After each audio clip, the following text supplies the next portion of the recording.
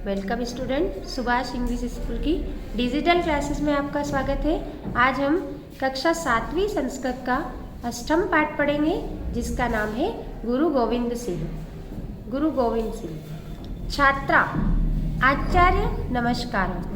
छात्रा कह रहे हैं कि आचार्य जी क्लास में आते हैं और छात्र कह रहे हैं आचार्य जी नमस्कार। शिक्षक उपविशन्तु सर्वे, बैठिए सभी। कुलदीप कह रहा है आर्य पूर्व धर्म संरक्षणकाणां वीर पुरुषाणां विवेकानंदः, शिवाजी, महाराणा प्रतापः इत्यादीनां विषये श्रुतुम्।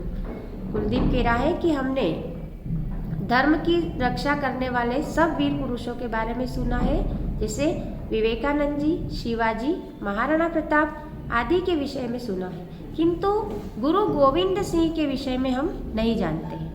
तब प्रताप कह रहा है कि महोदय वयं गुरु गोविंद सिंहस्य चरित्रं ज्ञातुम् इच्छामः। प्रताप पूछ रहा है कि महोदय हम गुरु गोविंद सिंह के चरित्र के बारे में जानना चाहते हैं। तब विनीता कह रही है श्रीमान तस्य चरित्रस्य किं वैशिष्ट्यम्। विनीता पूछ रही है कि श्रीमान उनके चरित्र की क्या विशेषता है। शिक्षक कह रहे हैं गुरु गोविंद सिंहस्य शौर्य, धैर्य, त्याग, दूरदृष्टि, सेवा भावनादिकं विशिष्टम् आसीत्। स अबाल्यात् जनानां शक्ति जागरितुम् आत्मविश्वासेन कार्य कृतवान्। शिक्षक कह रहे हैं कि गुरु गोविंद सिंह शौर्य, धैर्य, त्याग और दूरदृष्टि, दूर की सोचने वाले, सेवा भावना, उनके मन में सेवा भावना थी, इसकी ये सारी विशेषताएं उनमें थी। अब बाल्यात् जनानाम शक्ति, वो बचपन से ही लोगों की शक्ति को संगठित करना चाहते थे। आत्मविश्वासेन कार्य कृतवान्, उन्होंने लोगों की शक्ति को जागृत करने का कार्य आत्मविश्वास से किया। समाज संस्कृतुम अखंडता स्थापित, समाज में संस्कृति और अखंडता को स्थापित किया। धर्मे निष्ठा वर्धतुम अहर्निश प्रयत्न कृतवान्, धर्म और निष्ठा को बढ़ाने के लिए उन्होंने हमेशा प्रयत्न किया। एषः सिक्खानां धर्मगुरु आसीत्, ये सिखों के धर्मगुरु थे।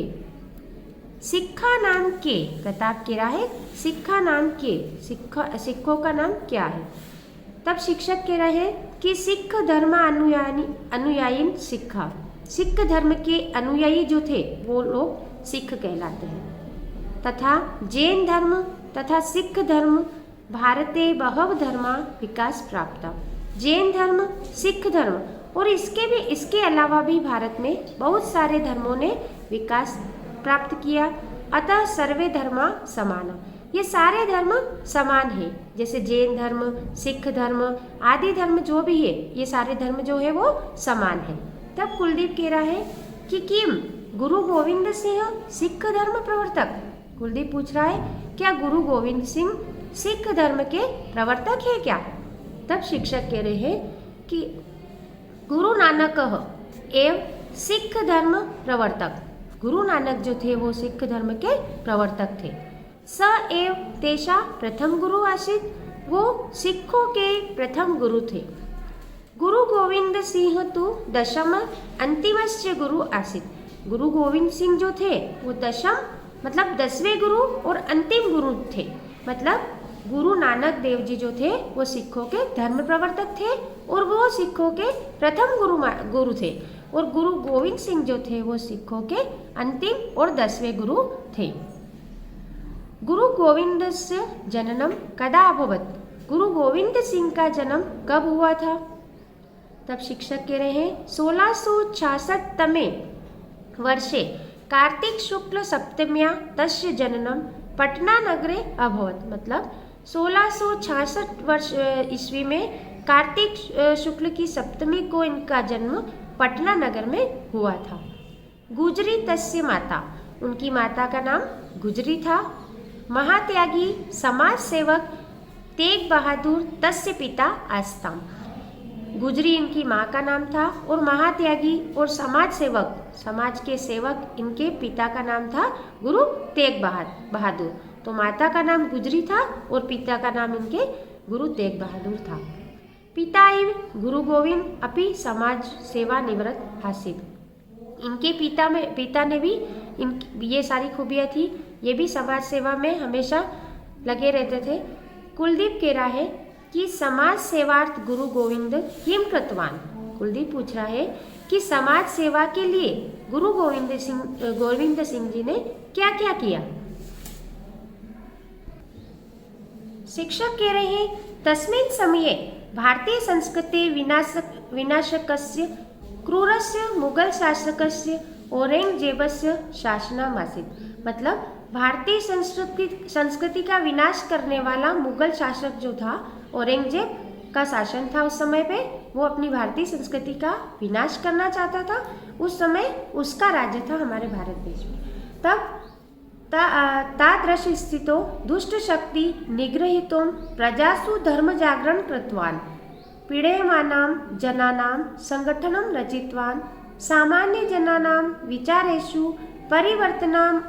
परिवर्तनमानीतम् आत्मविश्वासं जनयितुं प्रोत्साहनं दत्तवान् देशहिताय आत्मरक्षणाय च खड्ग धारयन्तु इति आदिष्टवान्।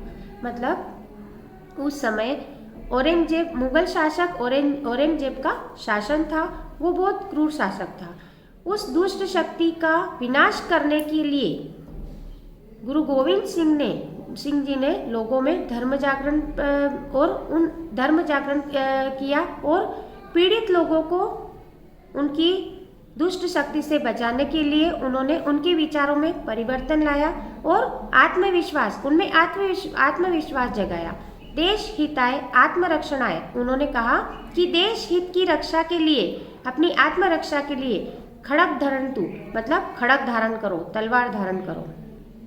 प्रताप कह रहा है कि अधुना अपि सिख खड्ग धारन्ति वा, क्या आज भी सिख जो है वो खड्ग धारण करते हैं क्या? तब शिक्षक कह रहे हैं कि खालसा दीक्षा स्वीकृति न केवल खड्गम अपितु पंच ब्रह्म चिन्हानि। शिक्षक कह रहे हैं कि सिख लोग खड्ग धारण नहीं करते, अपितु इसके अलावा उनके 5 ब्रह्म चिन्ह है। वो कौन कौन से हैं? देखो कि गुरु गोविंद सिंह आदिष्टवान, गुरु गोविंद सिंह ये कहते हैं तानी केश बंधनम, मतलब सिख जो है वो एक केश बांधते हैं। कड़ंक टीका स्थापन, कड़ंक धारणम, कट्या वस्त्र धारणम, सर्वदा खड्ग धारण मिति एतानि चिन्हानि समर्पणम, परिशुद्धता, देवभक्ति, शीलम, शौर्यम इत्येतान भवान स्मारयन्ति। मतलब एक तो वे केश बांधते हैं और कंगा धारण करते हैं, कड़ा धारण करते हैं और कट्या वस्त्र पहनते हैं और एक हमेशा खड्ग उनके हाथ में रहती है। मतलब ये उनके 5 ब्रह्म चिन्ह हैं जो कि समर्पण, परिशुद्धता और देवभक्ति, शील, शौर्य आदि को मतलब आदि उनसे प्रदर्शित होता है। कुलदीप कह रहा है कि खालसा दीक्षा नाम की। कुलदीप पूछ रहा है कि खालसा दीक्षा का नाम क्या है? तब शिक्षक कह रहे हैं खालसा ईश्वरीय दीक्षा। खालसा जो है वो ईश्वरीय दीक्षा है। ईश्वरस्य निश्चल आराधने एवं तीर्थ यात्रा, दानम, दया, तप, संयम अस्ति। वो कह रहा है कि ईश्वर की आराधना किस तरह, जैसे दान, दया, तप और संयम, ये सारी चीजें व्यक्ति में होनी चाहिए। यस्य हृदये पूर्ण ज्योति प्रकाशो अस्ति स एवं खालसा। फिर वो कह रहा है, विनीता कह रही है कि पुनरअपि कथम समाज प्रेरितवान, उन्होंने समाज को किस तरह से प्रेरित किया? शिक्षक कह रहे हैं कि गुरु गोविंद सिंह वीर रसे सहज कवि आसीत्। गुरु गोविंद सिंह जो थे वो वीर रस के सहज कवि थे। तस्य चंडी चरितम इति काव्ये स्वयं वीरगति प्राप्नो इति प्रेरणा वाक्ये समाजं प्रेरितवान। विचित्र नाटकम इति पुस्तके स्व वीरगाथा सूचितवान।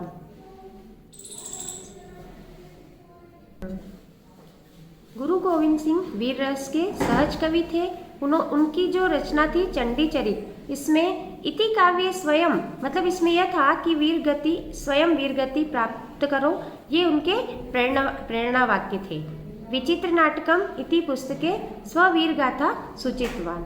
प्रताप कह रहा है कि गुरु गोविंदस्य अन्य वैशिष्ट्यानि कानि, गुरु गोविंद सिंह की अन्य विशेषताएं क्या थी। तब शिक्षक कह रहे हैं कि कबीर, गुरु नानक, सूरदास भक्ता आसन। कबीर, गुरु नानक, सूरदास आदि भक्त हुए, लेकिन गुरु गोविंद सिंह वीर भक्त आसित, लेकिन गुरु गोविंद सिंह जो थे वो वीर भक्त थे। स हिंदू शक्ति संगठितवान, उन्होंने हिंदू की शक्ति को संगठित किया। सर्वे समाना एकमेव भगवत ज्योति, मतलब सभी समान है, सब में एक ज्योति जलती है। सर्वेषु ज्वलति इति तस्य अटल विश्वास, यह उनका अटल विश्वास था। सज्जनानां संरक्षणाय, सज्जनों की रक्षा के लिए। दुष्टानां विनाशाय, दुष्टों के विनाश के लिए। खड़ग ग्रहीत्वा युद्ध कुरु, मतलब दुष्टों के विनाश के लिए आप खड़ग धारण करो, तलवार धारण करो और युद्ध करो। खड़गस्य जयतो अस्तु इति निनाद कुर्वन् बहुनि युद्धानि कृतवान, उन्होंने खड़ग धारण करके बहुत सारे युद्ध किए। 1689 वर्षंत एप्रिल मासत मृत्युपर्यंत शत्रुन भयित्वान् तेषा हृदयेषु कंपनं जानीतवान् हिंदू धर्मस्य संरक्षितवान्। 1689 ईस्वी में अप्रैल महीने में उनकी वो मृत्यु को प्राप्त हो गए। तस्य मुक्ति कदा अभवत, विनीता पूछ रही है कि उनकी मुक्ति कब हुई। तब शिक्षक कह रहे हैं कि गुरु गोविंद सिंह 42 तमे वयसी 1708 तमे वर्षे अक्टोबर मासे 7मे दिनांके महाराष्ट्र नांदेड़ प्रांते मुक्ति प्राप्तवान, मतलब 42 वर्ष की अवस्था में उन्होंने 1708 में अक्टूबर महीने में 7वीं दिनांक को महाराष्ट्र के नांदेड़ प्रांत में उनकी मुक्ति हो गई। तस्य उद्घोषणम स्मरणाम, वाहे गुरु जी का खालसा वाहे गुरु जी की फतह, यह उनका नारा था कि वाहे गुरु जी का खालसा और वाहे गुरु जी की फतह। अब हम इसकी वर्कशीट के बारे में पढ़ेंगे, जिसमें इसका प्रथम प्रश्न है एक पदेन उत्तर लिखत, मतलब एक पद में आपको इसका उत्तर लिखना है। तो इसका प्रश्न नंबर पहला है सिखाना दशम गुरु कह आसित, मतलब सिखों के दशम गुरु 10वें गुरु कौन थे। तो इसमें आएगा, इसका उत्तर आएगा गुरु गोविंद सिंह, मतलब सिखों के 10वें गुरु का नाम गुरु गोविंद सिंह था। दूसरा प्रश्न है इसका सिख पथ प्रवर्तक कह आसित, सिखों के पथ प्रवर्तक कौन थे। तो इसमें आएगा गुरु नानक देव, इसका उत्तर आएगा गुरु नानक देव। प्रश्न नंबर तीसरा है गुरु गोविंद सिंहस्य मातु नाम किम, गुरु गोविंद सिंह की माता का नाम क्या था। तो इसका आंसर आएगा गुजरी, मतलब उनकी माँ का नाम गुजरी था। फिर चौथा प्रश्न है इसका गुरु गोविंद सिंहस्य मुक्ति कुत्र अभवत, गुरु गोविंद सिंह की मुक्ति कहाँ पर हुई थी। तो इसका उत्तर आएगा नांदेड़ प्रांते, मतलब नांदेड़ प्रांत में उनकी मुक्ति हुई थी। फिर है चौथा प्रश्न ईश्वरी दीक्षा का, ईश्वर की दीक्षा क्या है। तो इसमें आएगा खालसा। फिर है प्रश्न नंबर दूसरा एक वाक्य उत्तर लिखत, मतलब आपको एक वाक्य में सारे उत्तर लिखना है। तो इसका क वाला प्रश्न है सिखाना पंच ब्रह्म चिन्हानी कानी, सिखों के 5 ब्रह्म चिन्ह कौन कौन से थे।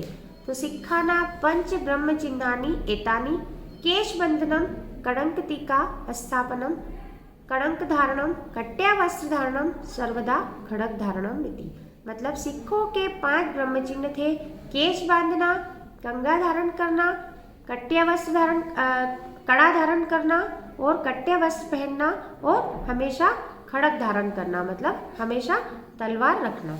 ये उनके 5 ब्रह्म चिन्ह थे। प्रश्न नंबर दूसरा है गुरु गोविंदस्य जन्म कदा भवत, गुरु गोविंद सिंह का जन्म कब हुआ था।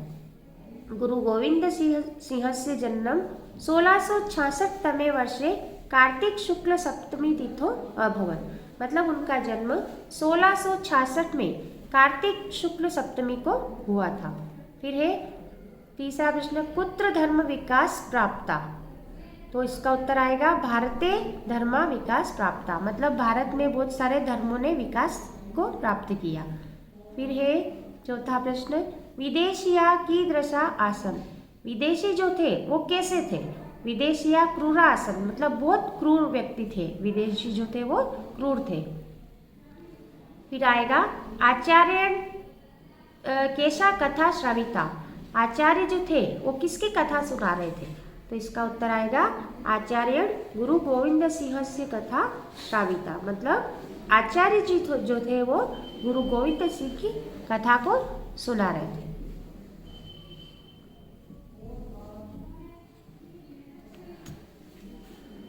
फिर है प्रश्न नंबर तीसरा, कोष्टक पदानी उपयुज्य रिक्त स्थानानि पूर्यत, कोष्टक में देखकर आपको रिक्त स्थानों की पूर्ति करनी है। तो रिक्त स्थान में सबसे पहला क्वेश्चन है, एकमेव ज्योति सर्वेषु ज्वलित, मतलब एक ही ज्योति सब में जलती है, तो इसमें आएगा भगवत, क्या इसका उत्तर क्या आएगा, भगवत, एकमेव भगवत ज्योति सर्वेषु ज्वलति। दूसरा प्रश्न है, गुरु गोविंद सिंह कार्य कृतवान, मतलब गुरु गोविंद सिंह जी ने आत्मविश्वास से कार्य किया था। फिर आएगा तीसरा प्रश्न, वाहे की फतह, मतलब वाहे गुरु जी की फतह। फिर आएगा चौथा प्रश्न, ग्रहित्वा युद्धम कुरुत, मतलब खड़ग ग्रहित्वा, खड़ग को धारण करके युद्ध करो।